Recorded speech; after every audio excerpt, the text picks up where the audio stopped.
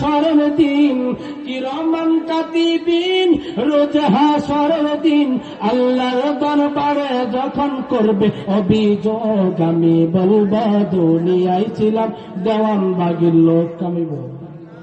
আমি বলবো দুনিয়ায় ছিলাম রাজার বাগের লোক। আমি দেবো গা, হ্যাঁ, কোশ্চিন কাল কাজ হবে। কিরামান কাতিবিন পাইবে যেদিন, কিরামান কাতিবিন পাইবে যেদিন, তোরা যারা চিলি রাজার বাগের লোক তোদের জোতা মাইরা কইব জাহান্নামে ঢোক।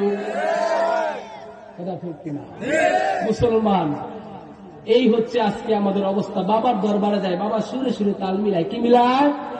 তাল মিলায়। আল্লাহ রাব্বুল আলামিন বুঝবার আমল করার তৌফিক দান করুন। কিরামান কাতিবিন, রোজ হাসরের দিন আল্লাহর দরবারে যদি করে অভিযোগ, আমি বলবো দুনিয়ায় ছিলাম মুহাম্মাদের লোক।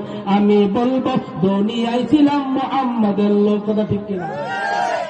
আল্লাহ রাব্বুল আলামিন বলেন, এরে মুসলমান, কাল কিয়ামতের দিন একজন নবী সে শুধু উম্মতের জন্য দৌড়ায়।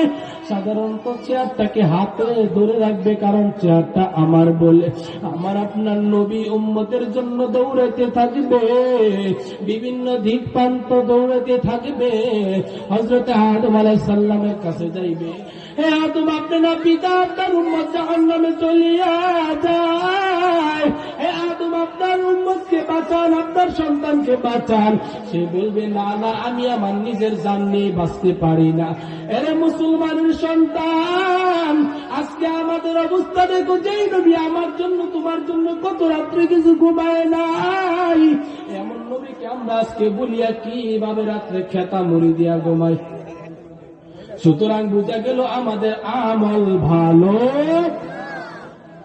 সন্তান হয় না, এখন বাবার কাছে যাই, বাবা সন্তান দাও। তুমি আমার মাশায়েখ, তুমি আমার গুরু, তুমি যদি যাও হু দিয়া, সন্তান এমন ভাবে আসবে আল্লাহ